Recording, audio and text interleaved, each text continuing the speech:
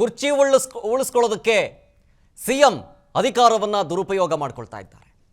CM ತಮ್ಮ ಕುರ್ಚಿಗೆ ಅಂಟಿಕೊಂಡು ಏನೇನೋ ಮಾಡಿದ್ರು ಹೀಗಂತ ಹೇಳಿದವರು ಯಾರು? ಮಾಜಿ ಸಚಿವ ಅಶ್ವಥ್ ನಾರಾಯಣ್. ನೋಡಿ, ಪ್ರಾಸಿಕ್ಯೂಷನ್ಗೆ ಅನುಮತಿ ಕೊಟ್ಟಿರೋದು ಒಳ್ಳೆಯ ಬೆಳವಣಿಗೆಗಳನ್ನೇ. ಸಿದ್ದರಾಮಯ್ಯನವರಿಗೆ ಆತ್ಮಸಾಕ್ಷಿ ಪ್ರಜಾಪ್ರಭುತ್ವ ಮೌಲ್ಯ ಏನಾದರೂ ಇದ್ರೆ ಅವರು ಈ ಕೂಡಲೇ ರಾಜೀನಾಮೆಯನ್ನ ಕೊಡಬೇಕು ಅಂತ ಹೇಳಿ ಆಗ್ರಹಿಸ್ತಾ ಇದ್ದಾರೆ ಅಶ್ವಥ್ ನಾರಾಯಣ್.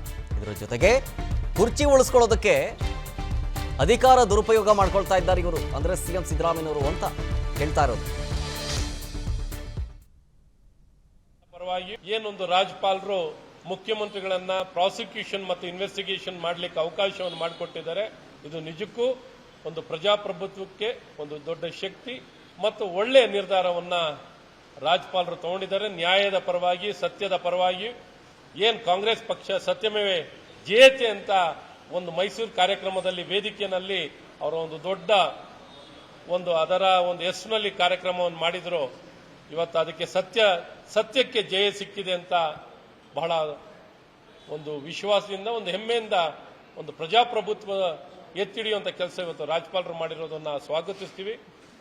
ಈ ಸಂದರ್ಭದಲ್ಲಿ ಮುಖ್ಯಮಂತ್ರಿಗಳು ತಮ್ಮ ಅಧಿಕಾರ ದುರ್ಬಳಕೆಯನ್ನು ಮಾಡಿಕೊಂಡು ತಮಗೆ ಇಷ್ಟ ಬಂದಂಗೆ ತನಿಖೆಯನ್ನು ಮಾಡಿಸಿಕೊಂಡು ತಮಗೆ ಯಾವ ರೀತಿ ವ್ಯವಸ್ಥಿತವಾಗಿ ತಮ್ಮ ಹಿತವನ್ನು ಕಾಪಾಡಿಕೊಳ್ಳಲಿಕ್ಕೆ, ತಮ್ಮ ಸೀಟನ್ನು ಕಾಪಾಡಿಕೊಳ್ಳಲಿಕ್ಕೆ, ತಮ್ಮ ಅಧಿಕಾರವನ್ನು ಮುಂದುವರಿಸಲಿಕ್ಕೆ, ತಮ್ಮ ಕುರ್ಚಿಗೆ ಅಂಟಿಕೊಂಡಿರಲಿಕ್ಕೆ ಇವೆಲ್ಲವನ್ನು ಮಾಡಿಕೊಳ್ಳಿಕ್ಕೋಸ್ಕರ ಅಧಿಕಾರ ದುರ್ಬಳಕೆಯನ್ನು ಮಾಡ್ತಿದ್ದಾರೆ. ಹಾಗಾಗಿ ಕುರ್ಚಿ ಉಳಿಸ್ಕೊಳ್ಳೋದಕ್ಕೆ ಸಿಎಂ ಅಧಿಕಾರವನ್ನ ದುರುಪಯೋಗ ಮಾಡ್ಕೊಳ್ತಾ ಇದ್ದಾರೆ. ಸಿಎಂ ತಮ್ಮ ಕುರ್ಚಿಗೆ ಅಂಟಿಕೊಂಡು ಏನೇನೋ ಮಾಡಿದ್ರು ಹೀಗಂತ ಹೇಳಿದವರು ಯಾರು? ಮಾಜಿ ಸಚಿವ ಅಶ್ವಥ್ ನಾರಾಯಣ್. ನೋಡಿ, ಪ್ರಾಸಿಕ್ಯೂಷನ್ಗೆ ಅನುಮತಿ ಕೊಟ್ಟಿರೋದು ಒಳ್ಳೆಯ ಬೆಳವಣಿಗೆಗಳನ್ನೇ.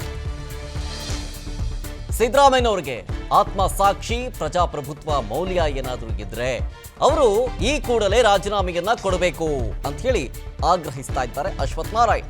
ಇದರ ಜೊತೆಗೆ ಕುರ್ಚಿ ಉಳಿಸ್ಕೊಳ್ಳೋದಕ್ಕೆ ಅಧಿಕಾರ ದುರುಪಯೋಗ ಮಾಡ್ಕೊಳ್ತಾ ಇದ್ದಾರೆ ಇವರು, ಅಂದ್ರೆ ಸಿಎಂ ಸಿದ್ದರಾಮಯ್ಯನವರು ಅಂತ ಹೇಳ್ತಾ ಇರೋದು. ಪರವಾಗಿ ಏನೊಂದು ರಾಜ್ಯಪಾಲರು ಮುಖ್ಯಮಂತ್ರಿಗಳನ್ನ ಪ್ರಾಸಿಕ್ಯೂಷನ್ ಮತ್ತು ಇನ್ವೆಸ್ಟಿಗೇಷನ್ ಮಾಡಲಿಕ್ಕೆ ಅವಕಾಶವನ್ನು ಮಾಡಿಕೊಟ್ಟಿದ್ದಾರೆ.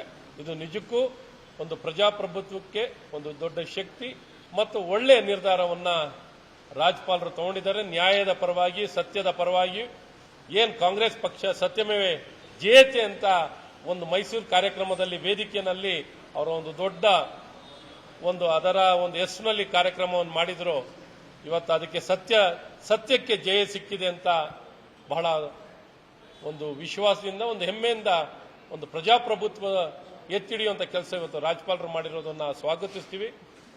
ಈ ಸಂದರ್ಭದಲ್ಲಿ ಮುಖ್ಯಮಂತ್ರಿಗಳು ತಮ್ಮ ಅಧಿಕಾರ ದುರ್ಬಳಕೆಯನ್ನು ಮಾಡಿಕೊಂಡು ತಮಗೆ ಇಷ್ಟ ಬಂದಂಗೆ ತನಿಖೆಯನ್ನು ಮಾಡಿಸಿಕೊಂಡು ತಮಗೆ ಯಾವ ರೀತಿ ವ್ಯವಸ್ಥಿತವಾಗಿ ತಮ್ಮ ಹಿತವನ್ನು ಕಾಪಾಡಿಕೊಳ್ಳಲಿಕ್ಕೆ, ತಮ್ಮ ಸೀಟನ್ನು ಕಾಪಾಡಿಕೊಳ್ಳಲಿಕ್ಕೆ, ತಮ್ಮ ಅಧಿಕಾರವನ್ನು ಮುಂದುವರಿಸಲಿಕ್ಕೆ, ತಮ್ಮ ಕುರ್ಚಿಗೆ ಅಂಟಿಕೊಂಡಿರಲಿಕ್ಕೆ ಇವೆಲ್ಲವನ್ನು ಮಾಡಿಕೊಳ್ಳಿಕ್ಕೋಸ್ಕರ ಅಧಿಕಾರ ದುರ್ಬಳಕೆಯನ್ನು ಮಾಡ್ತಿದ್ದಾರೆ. ಹಾಗಾಗಿ ಕುರ್ಚಿ ಉಳಿಸ್ಕೊಳ್ಳೋದಕ್ಕೆ ಸಿಎಂ ಅಧಿಕಾರವನ್ನ ದುರುಪಯೋಗ ಮಾಡ್ಕೊಳ್ತಾ ಇದ್ದಾರೆ. ಸಿಎಂ ತಮ್ಮ ಕುರ್ಚಿಗೆ ಅಂಟಿಕೊಂಡು ಏನೇನೋ ಮಾಡಿದ್ರು ಹೀಗಂತ ಹೇಳಿದವರು ಯಾರು? ಮಾಜಿ ಸಚಿವ ಅಶ್ವಥ್ ನಾರಾಯಣ್. ನೋಡಿ, ಪ್ರಾಸಿಕ್ಯೂಷನ್ಗೆ ಅನುಮತಿ ಕೊಟ್ಟಿರೋದು ಒಳ್ಳೆಯ ಬೆಳವಣಿಗೆಗಳನ್ನೇ. ಸಿದ್ದರಾಮಯ್ಯನವರಿಗೆ ಆತ್ಮಸಾಕ್ಷಿ ಪ್ರಜಾಪ್ರಭುತ್ವ ಮೌಲ್ಯ ಏನಾದರೂ ಇದ್ರೆ ಅವರು ಈ ಕೂಡಲೇ ರಾಜೀನಾಮೆಯನ್ನ ಕೊಡಬೇಕು ಅಂತ ಹೇಳಿ ಆಗ್ರಹಿಸ್ತಾ ಇದ್ದಾರೆ ಅಶ್ವಥ್ ನಾರಾಯಣ್. ಇದರ ಜೊತೆಗೆ ಕುರ್ಚಿ ಉಳಿಸ್ಕೊಳ್ಳೋದಕ್ಕೆ ಅಧಿಕಾರ ದುರುಪಯೋಗ ಮಾಡ್ಕೊಳ್ತಾ ಇದ್ದಾರೆ ಇವರು, ಅಂದ್ರೆ ಸಿಎಂ ಸಿದ್ದರಾಮಯ್ಯನವರು ಅಂತ ಹೇಳ್ತಾ ಇರೋದು. ಪರವಾಗಿ ಏನೊಂದು ರಾಜ್ಯಪಾಲರು ಮುಖ್ಯಮಂತ್ರಿಗಳನ್ನ ಪ್ರಾಸಿಕ್ಯೂಷನ್ ಮತ್ತು ಇನ್ವೆಸ್ಟಿಗೇಷನ್ ಮಾಡಲಿಕ್ಕೆ ಅವಕಾಶವನ್ನು ಮಾಡಿಕೊಟ್ಟಿದ್ದಾರೆ. ಇದು ನಿಜಕ್ಕೂ ಒಂದು ಪ್ರಜಾಪ್ರಭುತ್ವಕ್ಕೆ ಒಂದು ದೊಡ್ಡ ಶಕ್ತಿ ಮತ್ತು ಒಳ್ಳೆಯ ನಿರ್ಧಾರವನ್ನ ರಾಜ್ಯಪಾಲರು ತಗೊಂಡಿದ್ದಾರೆ. ನ್ಯಾಯದ ಪರವಾಗಿ, ಸತ್ಯದ ಪರವಾಗಿ. ಏನ್ ಕಾಂಗ್ರೆಸ್ ಪಕ್ಷ ಸತ್ಯಮೇವೆ ಜಯತೆ ಅಂತ ಒಂದು ಮೈಸೂರು ಕಾರ್ಯಕ್ರಮದಲ್ಲಿ ವೇದಿಕೆಯಲ್ಲಿ ಅವರ ಒಂದು ದೊಡ್ಡ ಅದರ ಹೆಸರಿನಲ್ಲಿ ಕಾರ್ಯಕ್ರಮವನ್ನು ಮಾಡಿದ್ರು. ಇವತ್ತು ಅದಕ್ಕೆ ಸತ್ಯಕ್ಕೆ ಜಯ ಸಿಕ್ಕಿದೆ ಅಂತ ಬಹಳ ಒಂದು ವಿಶ್ವಾಸದಿಂದ, ಒಂದು ಹೆಮ್ಮೆಯಿಂದ ಒಂದು ಪ್ರಜಾಪ್ರಭುತ್ವ ಎತ್ತಿ ಹಿಡಿಯುವಂಥ ಕೆಲಸ ಇವತ್ತು ರಾಜ್ಯಪಾಲರು ಮಾಡಿರೋದನ್ನ ಸ್ವಾಗತಿಸ್ತೀವಿ.